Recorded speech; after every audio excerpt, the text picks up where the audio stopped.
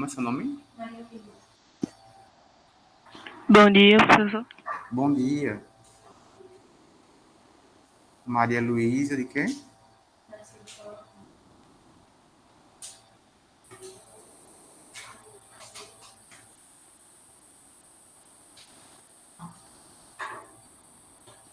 Seu nome? Thais Araújo? Taislane.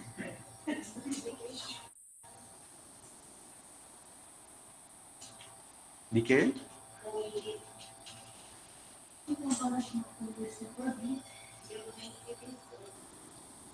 Tu pode...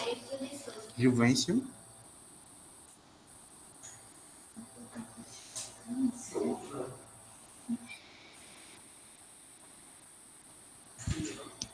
Fala mais alto. Ian. Oi.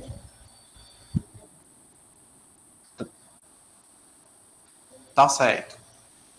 Ian. Pronto, vai ser só o primeiro nome, certo? Teu nome?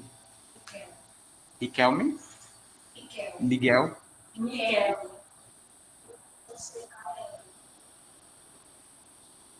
Luiz Vitor. Pronto.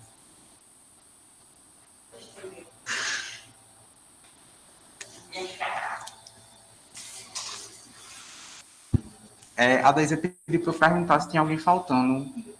Professor Marconildo.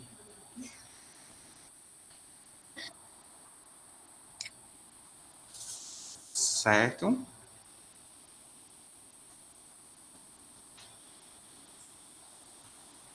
Letícia.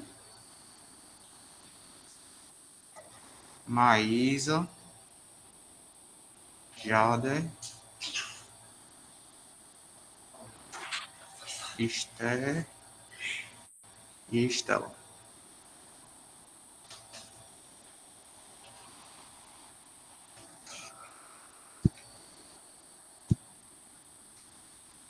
Tá certo, tá certo.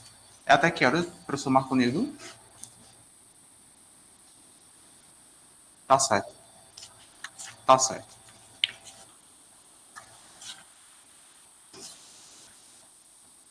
Tá certo, tá certo. Então, pessoal, bom dia. Meu nome é Caio. Sou professor de História de vocês, nesse momento. E hoje a gente vai trabalhar com um tema de suma importância para a história do nosso Brasil.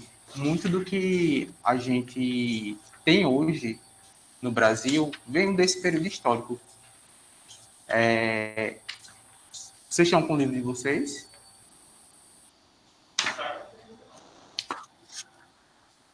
Certo. Tá certo.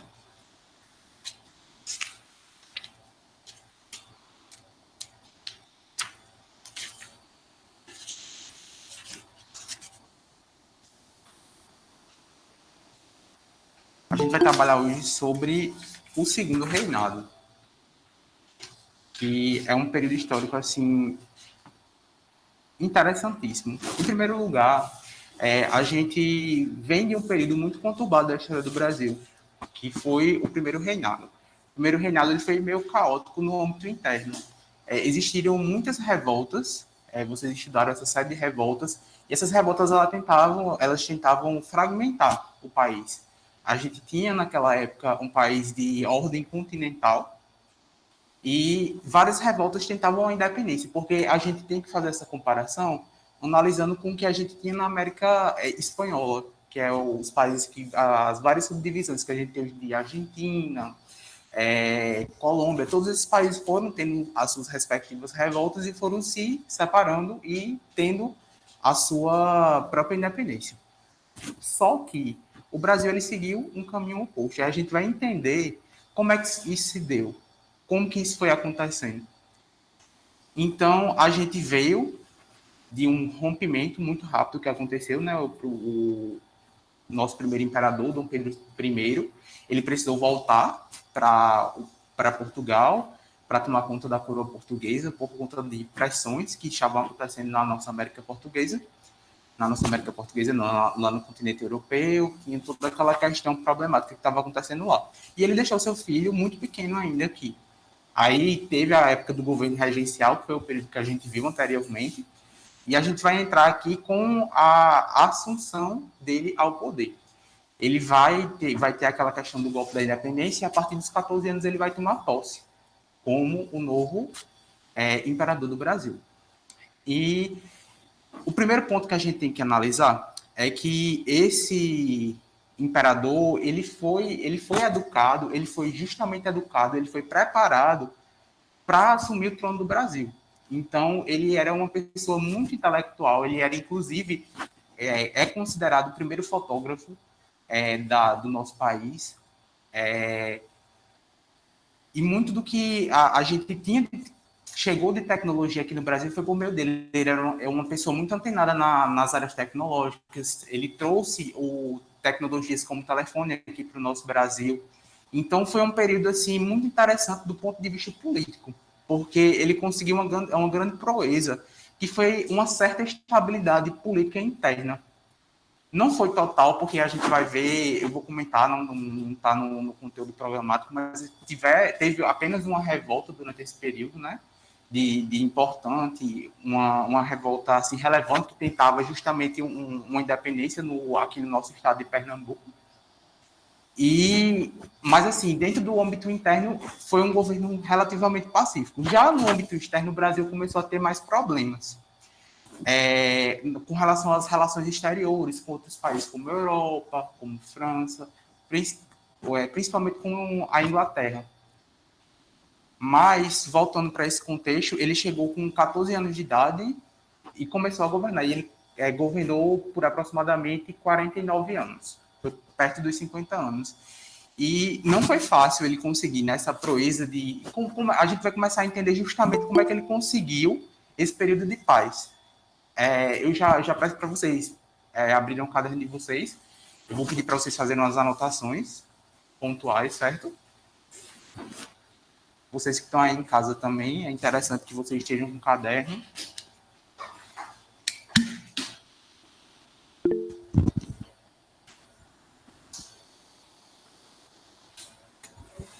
E um dos primeiros pontos que eu gostaria que vocês anotassem era justamente que ele conseguiu uma estabilidade política interna dentro do Brasil, uma relativa estabilização política interna. Coloquem assim no título, Segundo Reinado, Economia e Sociedade.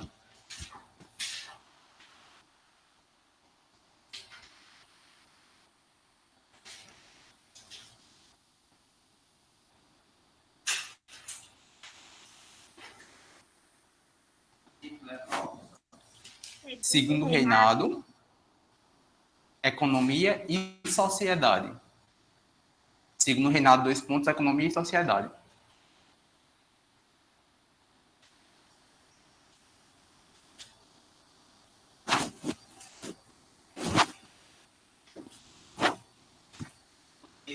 Sociedade.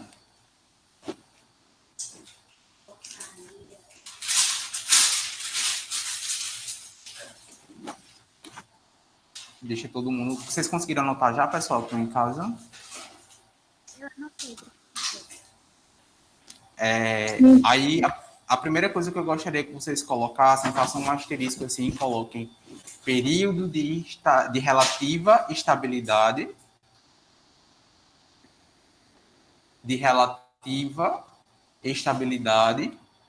política interna. Pode falar mais alto, por gentileza? Segundo Reinado, 2 pontos. Economia e Sociedade.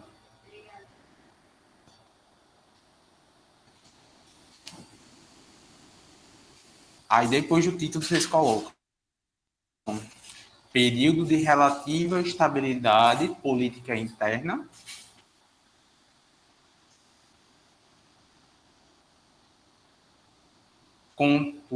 repetir, período de relativa estabilidade política interna, de relativa estabilidade política interna, vírgula, contudo,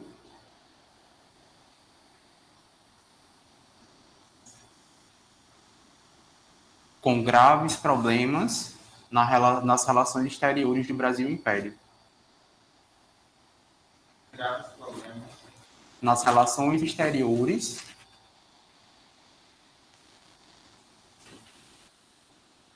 do Brasil e Império. Ponto. Do Brasil. Império.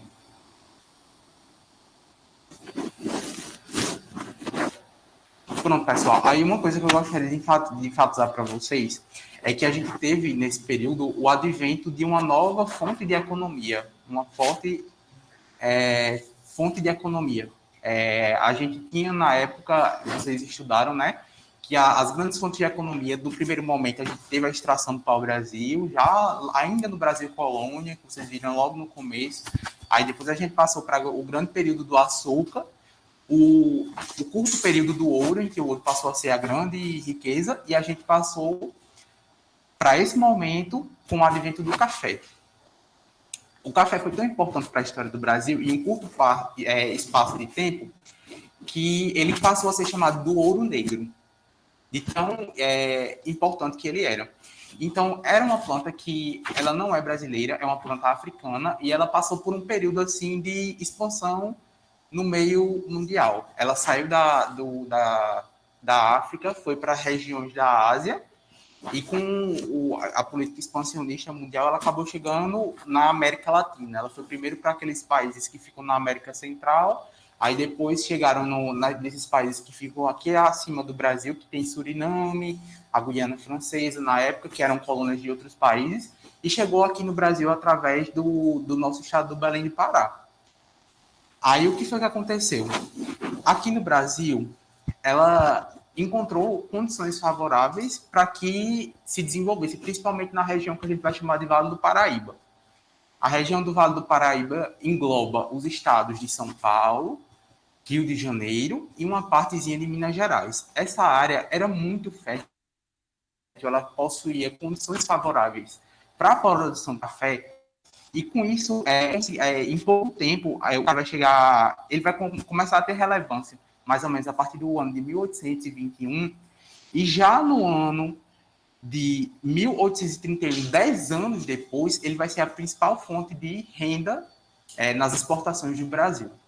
E é uma coisa que eu gostaria de enfatizar com vocês, que é muito importante, é que a partir desse ano de 1831, o Brasil ele começou a fazer ter uma produção muito grande, mas muito grande mesmo, a ponto do próprio público consumidor de dentro do Brasil ele não ser capaz de consumir o que ele produzia. Então, o Brasil passou a ser muito dependente de outros países consumindo das relações exteriores. Aí é que vai começar os problemas do Brasil, certo? Aí, a partir disso, quem era o principal consumidor do Brasil? Antes, com as relações comerciais, o Brasil ele era muito dependente da Inglaterra, mas a partir desse momento vai entrar um outro país com o principal exportador. Vamos pedir um pouquinho de atenção de vocês aqui. A partir desse momento, os Estados Unidos ele vai passar a ser o principal consumidor, porque a Inglaterra ela tem aquela forte, até hoje, aquela forte consumo de chá. Eles não tinham muita tradição. Existia, sim, um público que consumia café, mas era justamente... Eles não compravam aqui do Brasil. Eles faziam uso do café que era produzido nas próprias colônias inglesas, mas aqui do Brasil, não. E os Estados Unidos passou a ser o principal comprador de café do Brasil. E isso vai dar um problema muito sério já depois que a gente vai ter proclamado a República, nos anos já da grande crise, que o Brasil começou a produzir assim, em larga escala para vender para os Estados Unidos. Os Estados Unidos vai entrar em uma grave crise mundial. E o Brasil vai acabar sendo muito prejudicado com essa história também, a ponto de ter que destruir café para controlar os preços. Mas isso vocês vão ver no 9º ano, certo? Vocês estão com alguma dúvida? Estou indo muito rápido. Então, pessoal, aí o café, por sua vez, ele começou a trazer muitos benefícios para o Brasil. Vamos recordar que a gente tem um político que ele foi muito preparado para assumir o seu poder, que foi Dom Pedro II. E a partir desse momento, o café ele vai trazer benefícios assim, mas assim não vai ser benefício para a população, vai ser um processo de uma verdadeira urbanização que vai acontecer no Brasil. E esse processo de urbanização vai ter melhorias nas nossas estradas, vai ter melhoria com relação ao próprio consumo interno do Brasil, vai começar a ter uma necessidade de fazer uma produção interna dentro do Brasil de alguns produtos que a gente era muito dependente da América não, da Europa, produtos que somente França, produtos que somente a Inglaterra produziam, vai ter um fortalecimento nesse período aqui no Brasil e de própria urbanização também. Aí, a partir desse momento, vai ter outro fenômeno muito interessante e importante que eu quero que vocês anotem. Vamos lembrar aqui do mapa do Brasil. O Nordeste, na época da cana-do-açúcar, era o principal polo econômico do nosso Brasil. Aí, nesse período, houve um enfraquecimento. E, a partir de então, o Nordeste deixou de ser o grande polo econômico que foi nos primeiros anos e veio para o Sudeste, certo? Houve um enfraquecimento, né, por conta da produção, da queda da produção do açúcar, outros países começaram a produzir açúcar, as colônias holandesas e tal.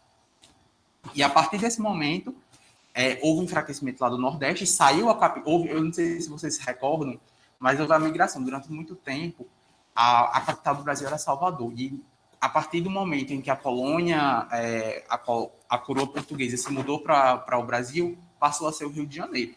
Aí isso já mudou um pouco o cenário. Aí com essa questão econômica foi o balde de água fria que a gente nordestino teve.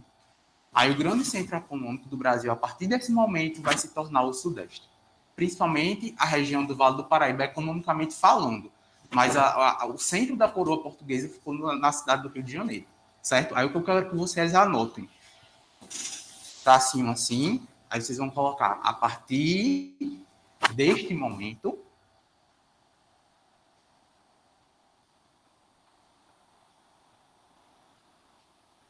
o principal centro econômico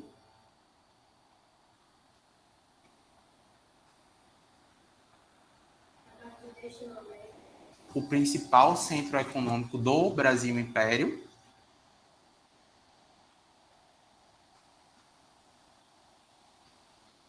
se tornou o Sudeste. A partir desse momento, o principal centro econômico do Brasil Império se tornou, a partir desse momento, o principal centro econômico do Brasil Império se tornou o Sudeste. Ponto. E não mais o Nordeste. Ponto. E não mais o Nordeste. Ponto. E não mais o Nordeste. Todo mundo terminou? Vocês aí que estão em casa, vocês terminaram também? Sim. Sim. Vocês estão entendendo, pessoal? Tá tranquilo para vocês? Tá ótimo. Vamos lá. Aí, continuando, pessoal, aí houve grandes casarões foram construídos lá no centro de São Paulo. Infelizmente, a gente tem um grave problema histórico que aconteceu nesse momento do país também. O que foi que aconteceu nesse período, depois desse período? Quando começou o processo de expansão, que hoje em dia a gente tem a cidade de São Paulo como a principal cidade com arranha-céus, grandes prédios, a gente perdeu grande parte desse patrimônio histórico que a gente tem. O patrimônio histórico da cidade de São Paulo mesmo, e foi construído nessa época, a gente vai ter grandes casarões, uma arquitetura belíssima, ela foi perdida. E a gente sabe que quando a gente perde esse tipo de obras, a gente perde parte da nossa história. Não é como aqui no nosso centro histórico da nossa cidade de João Pessoa que a gente tem essa preservação. Então é importante a gente já tomar uma consciência a partir dessa coisa. A arquitetura, ela conta a nossa história também. A história ela não se esconde só nos nossos fatos, mas ela se esconde também no que a gente constrói nessa época. E a gente perdeu muito, muito nessa época, infelizmente. E houve também uma expansão até em outras questões, como, por exemplo, a gente pode citar, houve a construção de novas faculdades antigamente. No período anterior, era necessário que as pessoas saíssem do Brasil para estudar, quem queria ter a educação superior, né? E para a Europa, para Portugal, por exemplo, era o principal centro. Para quem queria fazer direito, ia estudar na Universidade de Coimbra, que até hoje é um curso muito tradicional de direito que nós temos. Aí agora a gente vai falar que dentro dessa época, desse recorte histórico, a gente teve uma grande possibilidade de, além da gente ter o café como a principal importância, a principal fonte de economia, a gente teve outra possibilidade que começou a surgir, mas por conta de divergências que aconteciam, ela não foi para frente. Hoje a gente poderia estar em outro nível social, que foi um período de expansão industrial que aconteceu aqui no Brasil. Pedir um pouquinho de atenção para vocês. Gente, uma coisa que eu gostaria de enfatizar para vocês. Prestem atenção nesse assunto. Levem esse conselho comigo, porque não cai, despenca no Enem. É muito importante esse assunto. Muito, muito. Praticamente todo ano tem uma questão dessa no Enem. Então, eu queria que vocês focassem de verdade, certo? Vamos lá. A gente vai entrar na era Mauá. O Barão de Mauá, ele foi um empresário, um grande empresário. Fala-se que ele foi o maior empresário que a gente teve na história dentro do Brasil. O Brasil, desde essa época, ele nunca viu um grande empresário como o Barão de Mauá. E ele conseguiu fazer uma revolução assim muito grande dentro da expansão industrial do Brasil, mas isso não foi muito para frente. Por quê? Eu já queria gostar de enfatizar isso dentro desse primeiro ponto. Por que não foi para frente? Porque o pessoal que trabalhava com café, eles queriam que o café fosse a dominação no país. Então, começaram a haver sabotagens nas empresas. A gente vai ver que o Barão de Mauá, ele conseguiu fazer inúmeros empreendimentos. Ele trouxe ferrovias para o Brasil, e é um grande problema que a gente tem hoje. Se a gente tivesse investido com o Barão de Mauá, a gente não teria o grande problema que a gente tem hoje. A gente é muito dependente hoje, quando a gente fala, a gente deixa um pouquinho da história e vai um pouquinho para a geografia, a gente é muito dependente dos nossos caminhoneiros. E é uma produção que é muito cara para a gente. Os nossos produtos, em grande parte, eles são caros por conta justamente dessa questão do transporte, que é muito complicado. É mais interessante que esse tipo de transporte seja feito através das ferrovias ou de navios. A gente tem, mas assim, para que isso se expanda para dentro do país, a gente precisa dos caminhões. E se a gente tivesse grandes ferrovias, a gente não teria esse tipo de problema. Aí o Barão de Mauá, ele começou a fazer assim uma revolução dentro dos empreendimentos que ele fazia. Por exemplo, antes do Barão de Mauá, a questão do transporte de água, como é que acontecia lá no Rio de Janeiro, que era a nossa capital. Era o país assim, a parte do país em que era mais desenvolvida. O transporte de água era realizado através... Pense naquela questão do carro-pipa. A gente não tinha esse tipo de tecnologia, e quem fazia? Os escravos, esse transporte. Eles transportavam através de contêineres de água. Olha que coisa primordial. Quando na Europa a gente já tinha água canalizada, rudimentar, mas nós tínhamos. O Barão de Mauá começou a implantar isso aqui dentro do Rio de Janeiro. Então, só por isso ele já seria assim, foi uma revolução assim imensa, em anos que aconteceu. Aí o segundo ponto que ele foi trazendo foi a questão das ferrovias, que era uma ideia assim, interessantíssima para a gente como economia. E a gente ia economizar, a gente ia muito para frente. Mas começaram a ter... e outro ponto importante também que o Barão de Mauá fez foi a questão da energia elétrica. Da energia elétrica não, da energia. Como era a iluminação na época do Barão de Mauá, antes do Barão de Mauá. A iluminação noturna do Rio de Janeiro, ela era feita com óleo de peixe, óleo de baleia. Aí era um tipo de iluminação muito ruim. A cidade ficava meio opaca, conta-se, né? E com o Barão de Mauá, ele trouxe um processo de trocar essa luz do peixe para a luz com gás. E quando dizem que no primeiro dia que houve a ligação da cidade, a iluminação da cidade, a gente pode comparar com os postes. colocavam... Pense no candeeiro, que acho que é mais acessível para a gente pensar. Em vez do querosene, eles colocavam óleo de peixe e fazia aquela iluminação, né? Aí, com isso, dizem que o primeiro dia as pessoas ficaram encantadas com esse novo tipo de iluminação mais tecnológica, mas ele foi sabotado ao ponto dele chegar a falir. E outro aspecto interessantíssimo do Barão de Mauá é que ele não utilizava mão de obra escrava. Isso era muito revolucionário naquela época e grande parte começou o desconforto com relação a ele por conta disso. A gente tem que lembrar que o principal ponto de tensão entre o Barão de Mauá e esse processo de industrialização era o pessoal do café. Qual era a mão de obra que o pessoal do café utilizava? Os escravos. Então, a partir disso, eles perceberam e não queriam que o processo industrial do Brasil acontecesse, e começaram a sabotar o Barão de Mauá. Aí, com relação a isso,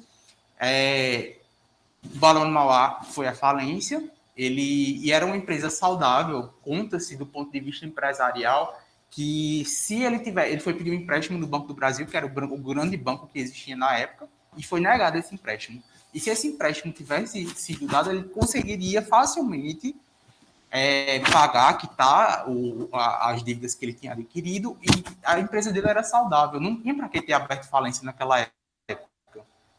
Então foi um grande prejuízo que a gente teve. Vocês estão conseguindo acompanhar? Tá tudo certo? Alguma dúvida? Vocês estão com alguma dúvida, pessoal, por aí? Não. Não.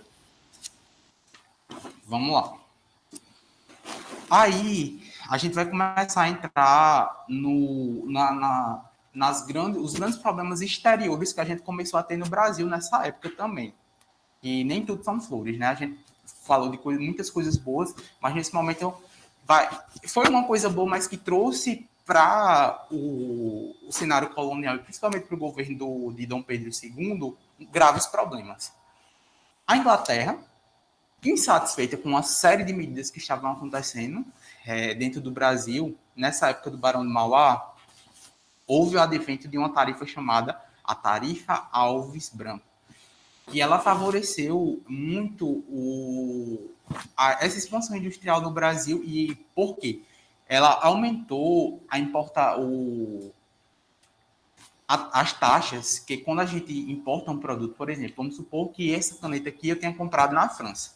Para ela chegar até mim, além dos impostos internos que eu pago, eu tenho que pagar um imposto de importação. Quando o Brasil tinha uma relação saudável com a Inglaterra, essa taxa, o Brasil isentava a Inglaterra de pagar essa taxa, ou quando pagava era uma taxa muito curtinha, uma questão de 10%, 15%. Aí, a partir dessa tarifa Alves Branco, o Brasil já estava com problemas com as relações exteriores da Inglaterra, por conta de uma situação que tinha acontecido num porto. Aconteceu uma confusão muito grande em um porto aqui no Brasil, e o Brasil exigiu que a Inglaterra pedisse desculpas por conta dessa confusão que teve. A Inglaterra ignorou o Brasil e rompeu relações com o Brasil. Aí o Brasil resolveu implantar essa tarifa. Aí essa tarifa, ela colocava em 60% o imposto a taxa de importação para que os produtos ingleses fossem trazidos para o Brasil e vendidos. Certo? Aí o que foi que aconteceu? A Inglaterra ficou muito satisfeita com o Brasil.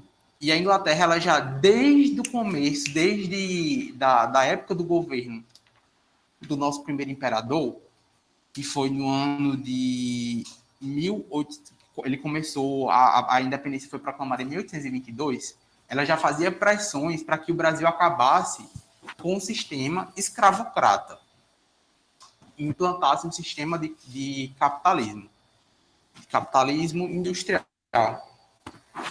Mas não tanto, eles não era interessante para a Inglaterra, deixa eu só colocar as coisas, não era interessante para a Inglaterra que o Brasil se industrializasse, mas que consumissem os seus produtos, e por isso que era interessante que a escravidão acabasse aqui no Brasil, certo? Aí, o que foi que aconteceu? Insatisfeita com a tarifa Alves Branco, a Inglaterra resolveu justamente tomar uma medida. Ela criou uma lei que a grande fonte de trabalho do Brasil era o tráfico negreiro. E nessa época, o tráfico assim aumentou disparadamente. E tinha os navios negreiros que cruzavam o Atlântico, né, que a gente tem a África desse lado de cá, e aqui a gente tem o Brasil, e eles cruzavam.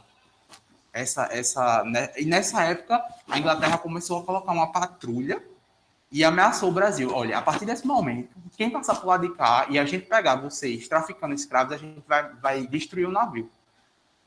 Aí o Brasil começou a ter que fazer pactos de compromisso com a Inglaterra nessa época para que a escravidão acabasse. Mas essa escravidão, esse processo de fim do tráfico negreiro não aconteceu porque a Inglaterra era bonzinho, não. Não, claro que existia um aspecto mais humanista, no sentido de que as pessoas começaram, mas algumas camadas da sociedade, elas começaram a observar aquilo que acontecia com os escravos, que eram graves torturas, eles eram espancados, as escravas eram estupradas, e eles começaram a analisar aquilo do aspecto humano, do aspecto cristão, e ver que aquilo não era mais interessante para a sociedade. Mas o principal motivo não era esse. Mas porque a Inglaterra estava construindo um grande polo industrial e ela precisava de países que consumissem esses produtos que ela produzia. Certo? E foi a partir dessa pressão para que isso acontecesse que deu-se início o processo de acabar com a escravidão no Brasil. As primeiras vezes que tiveram para acabar com a escravidão no Brasil, era como se dizia, para inglês ver, abre aspas, era para inglês ver, não tinha nenhuma efetividade. Elas começaram, por exemplo, teve uma lei que ela determinava que a partir dos 60 anos os escravos se tornavam livres. Mas como é que a gente vai analisar a vida útil de um escravo? Uma pessoa de 60 anos naquela época, a gente não tinha tanto acesso a medicamentos, a penicilina, que foi uma grande revolução do ponto de vista científico, né? E prolongou a vida de muitas pessoas. Um escravo com 60 anos, ele praticamente não servia mais para nada. Já estava assim, para lá no lucro, se você chegasse nessa idade. Porque eles tinham uma vida assim, terrível, do ponto de vista de sobrevivência mesmo. Eram grandes jornadas de trabalho, uma alimentação pobre, uma alimentação ruim, eles eram maltratados, não tinham nenhum direito, apanhavam ainda por cima, eram espancados. E esse cenário fragiliza a saúde humana. Aí, como é que uma pessoa de 60 anos vai conseguir... E além disso, ela chega com 60 anos, como é que essa pessoa vai chegar com 60 anos lá? Cheia de problema de saúde, naturalmente, né? Com a vida que teve. E essas pessoas ficavam desamparadas. Aí não teve muita efetividade. Aí surgiu outra lei que as crianças a lei do ventre livre, que era chamada, as crianças que nasciam a partir de determinado ano, elas começavam a ser livres. E o grande problema que começou a tensão com o governo do nosso império foi que justamente os donos dos engenhos, os donos de escravos, eles começavam a ter que sustentar essas crianças até os 6 anos. Essas crianças, eles nasciam, ficavam tinham a obrigação de ficar até os 6 anos com as suas mães, e eles tendo que sustentar sem usufruir depois, né, do trabalho deles. Então, do ponto de vista empresarial, vamos dizer assim, não era interessante para o pessoal que cultivava café. Era uma despesa para eles que eles não iam ter como trazer de volta para eles. Aí começou uma série de tensões do ponto de vista dessa elite, deles fazendo pressão para que esse tipo de lei acabasse. E isso começou a ficar tão problemático, mas tão problemático, que a partir de determinado momento começou a repercutir no próprio governo do imperador Dom Pedro II. Ele começou a enfraquecer. Aí quando houve esse processo de enfraquecimento do governo de Dom Pedro II, ele foi em frentes diversas. A gente vai estudar nas cenas dos próximos capítulos a questão da Guerra do Paraguai. Ele foi eu vou só adiantar alguns pontinhos, mas a gente vai estudar isso com mais detalhes, mais riquezas de detalhes, certo? A partir da Guerra do Paraguai, o apoio político que ele tinha com relação ao exército caiu, começou a acontecer uma série de situações com relação à igreja, e ele foi perdendo o apoio da igreja, e também aconteceu essa situação do tráfico negreiro, que ele perdeu o apoio da burguesia da época, vamos colocar assim. Então, e era a principal, essa sociedade cafeeira, era a principal fonte de renda, né, que sustentava o Brasil. O que hoje é a questão da agricultura, que ainda é a grande fonte de renda aqui do Brasil, a agricultura e a pecuária. Naquela época, ele perdeu o apoio dessas pessoas. E isso enfraqueceu demais o governo do nosso imperador. Aí eu gostaria de saber se vocês estão entendendo direitinho. Tá tranquilo por enquanto? Alguma dúvida? Não querem perguntar nada, não? E vocês aí de casa, tá tranquilo também? Também, tá tranquilo. Alguma dúvida? Não. Professor.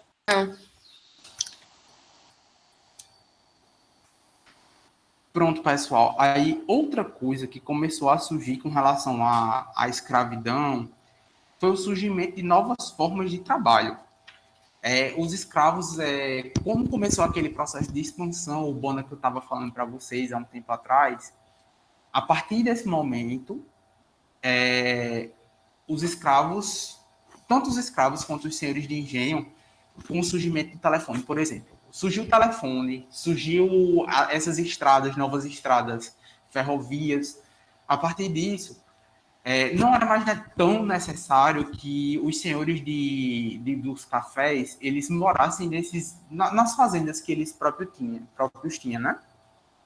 A partir desse momento, eles começavam a morar na região de São Paulo, do Rio de Janeiro, na cidade propriamente dita, e começou esse processo de crescimento da cidade, tanto do ponto de vista cultural, quanto do ponto de vista político. E isso foi muito interessante porque, a partir desse momento, começou a ser plantada as sementes da proclamação da República.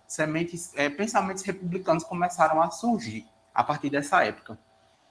Aí, eu quero dar uma enfatizada, a gente vai parar um pouco o período histórico, porque eu quero explicar uma questão para vocês que é muito interessante. Como é que funcionava, os 3 pontos mais importantes da monarquia e os 3 pontos mais importantes da república. O que é que diferencia uma coisa da outra, certo? Isso é muito importante para que a gente compreenda por que começou esse processo de insatisfação. A gente tem um governo monárquico e ele tem 3 principais fontes, 3 principais características. A primeira é a hereditariedade. Como a gente pode ver na própria história de Dom Pedro II, o poder passou de Dom Pedro I, seu pai, para ele. Então, era um poder hereditário, uma família, como a gente pode ver na própria história mundial, existiam as grandes dinastias, que elas passavam de um para outro. Só acontecia uma mudança assim quando acontecia um rompimento institucional mesmo. Acontecia uma guerra, matavam o pessoal, e a partir disso eles tomavam poder, mas ele sempre era hereditário, sempre ia passando de um para outro, não tinha um processo democrático para que houvesse uma eleição das pessoas, certo? Aí o outro principal ponto da monarquia é a falta de responsabilidade, ou seja, o político, independente do que ele faça, ele pode chegar assim para o pessoal e vou matar todo mundo agora, ele não vai ser responsabilizado, ele não tem essa responsabilidade, ele não tem essa... Ele não responde. Por exemplo, acontece um desvio de dinheiro. A gente escuta muito falar sobre corrupção hoje em dia, não é? Eles não eram responsabilizados, eles não deviam poder ao povo, essa satisfação ao povo. E por isso começou uma certa satisfação, porque o pessoal começou a ver que os Estados Unidos começou a se tornar independente. Outros países, como a França, também começou, por volta dessa época, a ter as revoluções que proclamavam a república. E, a partir disso, começou a observar que existiam outras formas de se governar, que eram mais interessantes do ponto de vista governamental, justamente. Aí, qual é as principais características que marcam a República? Em primeiro lugar, o poder sai da figura central do imperador e ela passa para o povo. O povo, atualmente, na nossa Constituição, a nossa Constituição de 1988, relata expressamente: o poder emana do povo. Os governantes, teoricamente, têm que governar para cada um de nós. Então, o povo tem uma grande importância na questão da República. E tem a questão da responsabilização. Como o poder é a fonte do povo, os políticos que vão representar a gente, eles têm que responder pelas suas atitudes. Hoje em dia, a gente tem diversos meios de responsabilizar políticos. A gente tem, por exemplo, a lei de improbidade administrativa, que ela vai verificar o que é os nossos recursos. Por exemplo, eu tenho uma determinada quantidade de dinheiros investidos na saúde. Aí eu preciso analisar como é que está sendo verificado, né? Como é que está sendo aplicado esse dinheiro. Se eu encontrar alguma irregularidade, o prefeito, por exemplo, vai ser responsabilizado por improbidade administrativa, se ele estiver envolvido no esquema de desvio de recursos. E tem diversos meios para se responsabilizar quem nos representa hoje em dia. Certo? Vocês estão entendendo direitinho? Aí, por conta dessas coisas, começou a ser mais interessante essa semente, né? De republicanismo, começou a se disseminar as ideias e tinha uma tensão muito grande política nessa época, já voltando para o contexto da nossa... Só um minuto. Professor Marconildo? Eu acho que eu vou continuar. Ele falou que era até 8h10, mas ninguém falou nada, né? Deixa eu só tomar um pouquinho de água, pessoal. Vocês estão com alguma dúvida?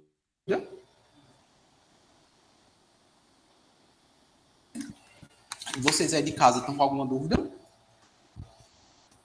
Não. Agora só falta o professor Marconildo dar resposta, se encerra a aula. Eu vou ficar por enquanto, porque como a gente acabou começando mais tarde por conta da questão da conexão, aí eu vou passar um pouquinho qualquer coisa da Isa bater aqui e a gente vê, tá certo? Ou senão o Marconildo me interrompe. E eu vou falar agora de como Dom Pedro II conseguiu manter durante tanto tempo essa estabilidade política, porque a gente tinha duas fontes de... Pronto, hoje em dia vocês sabem, né, que o Brasil é dividido em esquerda e direita.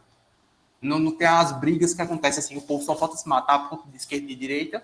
Nessa época nós tínhamos liberais e conservadores. Liberais e conservadores, eles viviam em uma guerra eterna, igual a gente vive hoje como direita e esquerda. E como é que Dom Pedro II conseguiu a paz nessa época? Ele teve uma sacada assim genial. Ele implantou nessa época algo que chama-se pela historiografia hoje em dia de parlamentarismo às avessas. Por que parlamentarismo às avessas? Como é que funciona o modelo parlamentarista?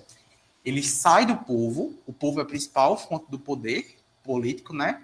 E ele vai subindo através dos poderes. Só que aqui no Brasil, como é que foi que aconteceu? A gente tinha o imperador. O imperador, ele estava lá em cima e ele saía escolhendo quem ia governar embaixo. Porque, por exemplo, a gente tem um poder executivo, certo? A gente tem um poder executivo. E o poder executivo, hoje em dia, como é que funciona aqui no Brasil, né? A gente tem um presidente, aí o presidente escolhe os seus ministros.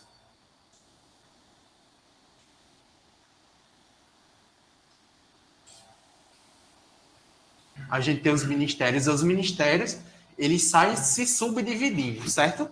Aí o que aconteceu aqui no Brasil era um modelo mais ou menos assim, só que ao invés do presidente da República, era o imperador, que ficava aqui. Aí o imperador, como é que a gente funciona o poder político aqui no Brasil? Porque eu vou explicar para a gente ver como funciona hoje, porque fica mais claro, né? A gente tem 3 poderes aqui no Brasil: o executivo, o judiciário e o legislativo. O que é que faz cada um deles? O executivo ele é responsável por administrar o nosso país.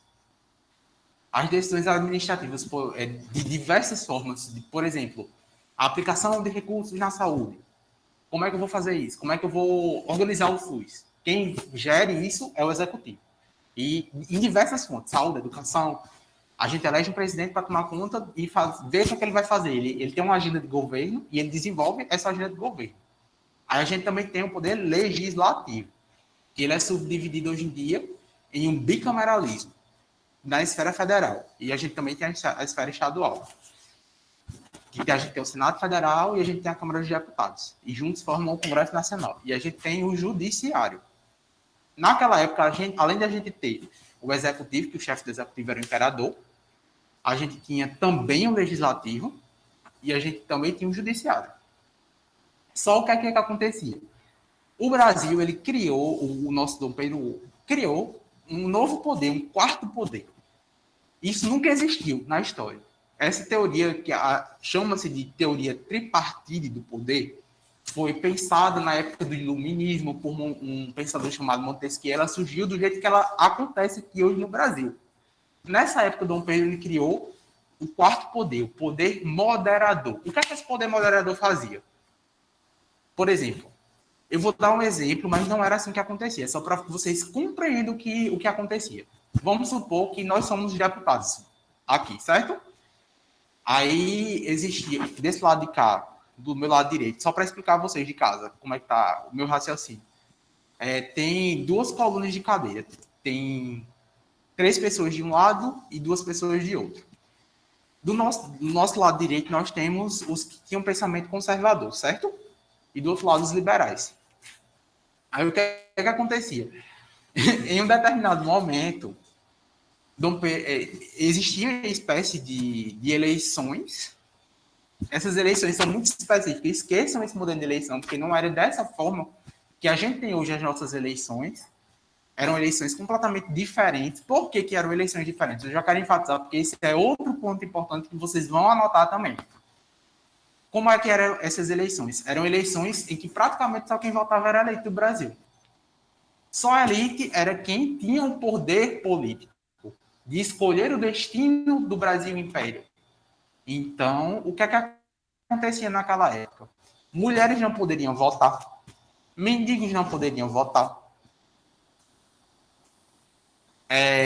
pessoas que não tivessem determinado rendimento não poderiam votar. Então, o poder político do Brasil pertencia a poucos. E é justamente isso que eu quero que vocês anotem. Bota o tracinho. O poder político do Brasil pertencia a poucos. Vão anotando aí, pessoal, que estão em casa também. Político do Brasil Império.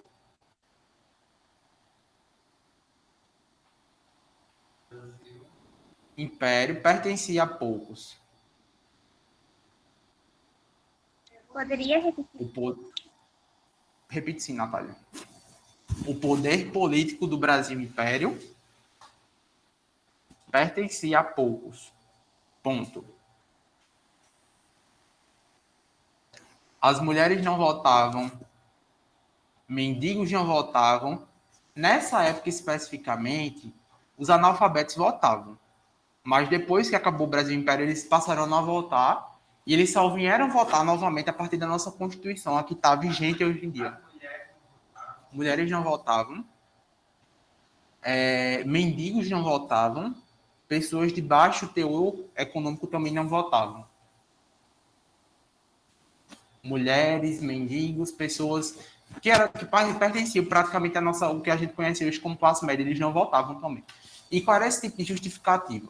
No caso das mulheres, infelizmente, entendia-se erroneamente que as mulheres não tinham uma capacidade de discernir por conta a justificativa era hormonal. As mulheres, elas são descontroladas e por isso elas não têm discernimento para que possam escolher o destino do nosso país. Só os homens podem fazer isso.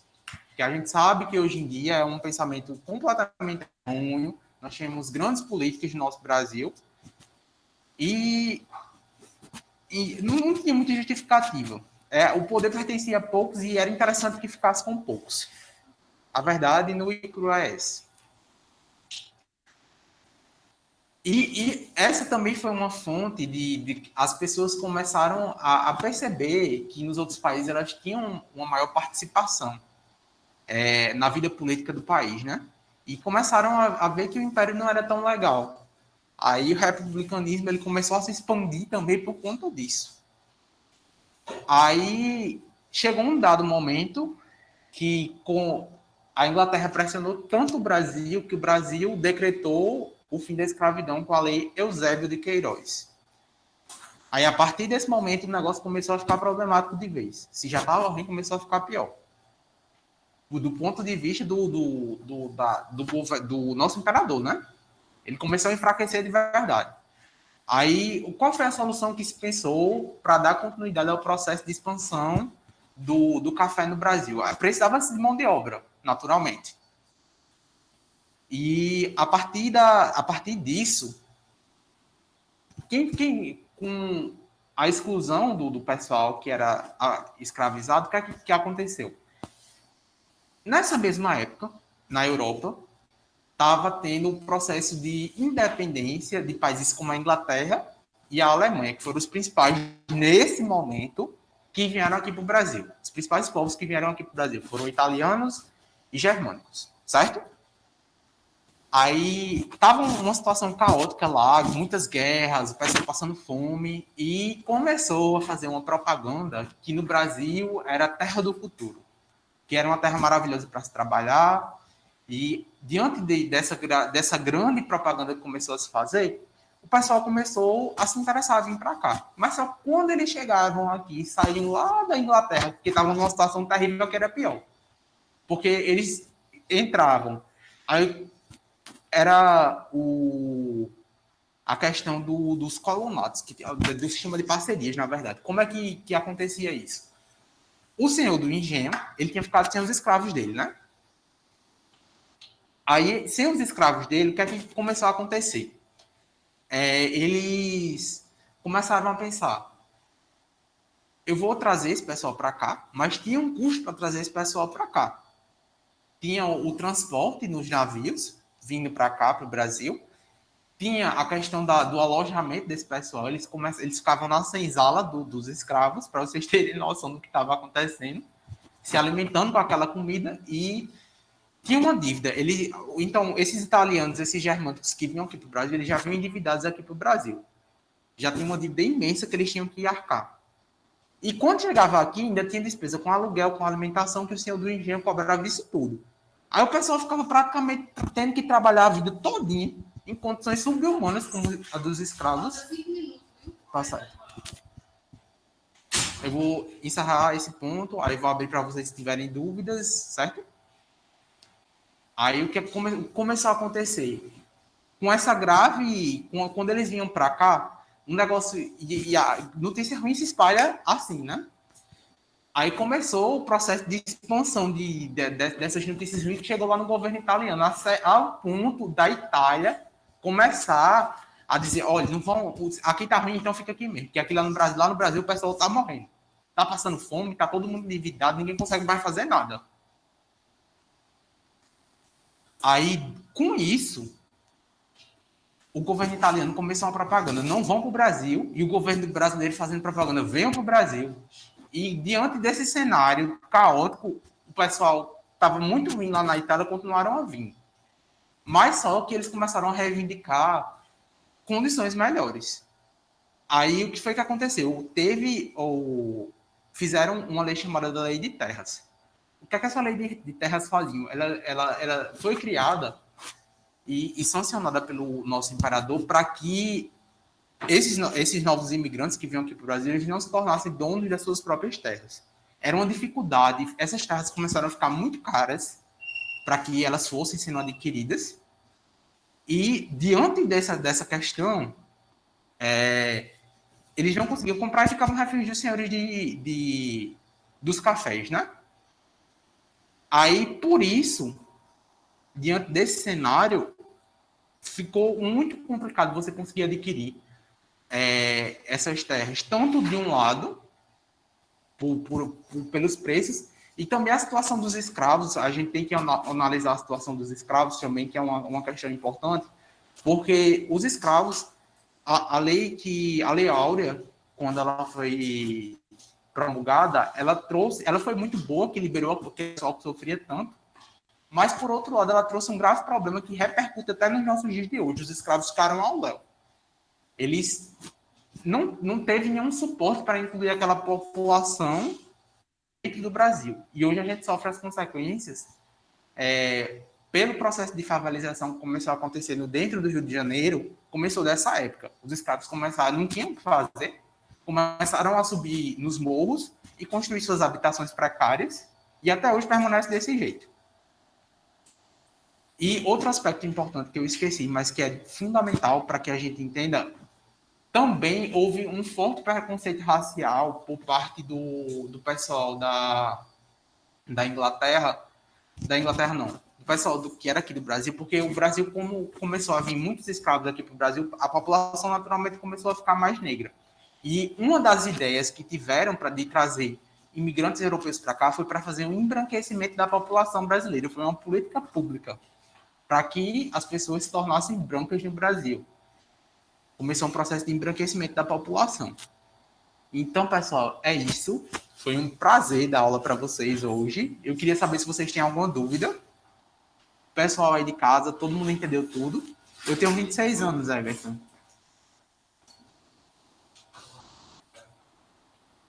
Vocês gostaram da aula, pessoal? E só 26 anos? Meu Deus. Só tenho 26. Foi um prazer muito grande. A gente se vê na semana que vem. Eu recomendo que estudem, porque esse assunto é muito importante. Pouca parte dos negócios. Por conta do ele vai estranhar 500 anos. Estudem esse período da história. Obrigado, pessoal. O pessoal está elogiando aqui minha aula. Muito obrigado, Jader.